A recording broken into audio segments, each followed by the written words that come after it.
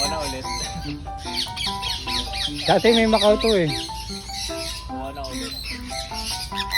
Dahil nagsira na pakpak eh. Nalungkot ako eh. Ini-FF mo na yun, di ba dati? Urban yun. Kahit sa urban pwede? Urban yun. Sa bahay ko yung pinapalipad eh. Sayang no. Sorry, 60 pa. May pa-meeting ako. Wait lang.